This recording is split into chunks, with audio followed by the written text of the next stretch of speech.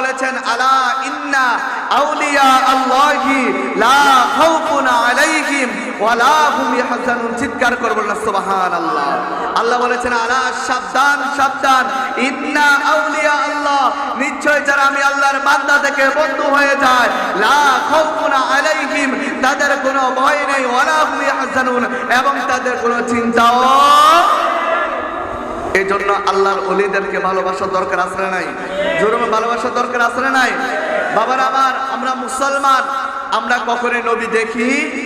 জোরে নবী দেখেছি? এটা হলো বেলায়াতুজ জামানা। আল্লাহ রাসূল সাল্লাল্লাহু আলাইহি ওয়াসাল্লাম বলেছেন আল বেলায়াতু জিল্লুন নবুওয়াত। আমরা মুসলমান, আমরা বাংলাদেশের মুসলমান, আমরা কখনোই নবী দেখি নাই, আমরা ওলিয়া উলিয়াদের জামানা এসেছি।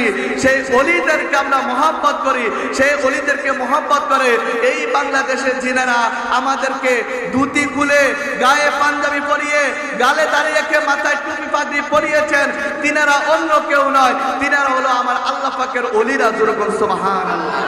বাবা শাহজালাল এই বাংলাদেশে এসেছেন, তিনি বাংলাদেশে এসে ইসলাম প্রচার করেছেন, মানুষদেরকে কালিমার দাওয়াত দিয়ে এবং মানুষদেরকে আল্লাহ রাসূলের পথে নিয়ে এসেছেন। চিৎকার করুন সুবহানাল্লাহ।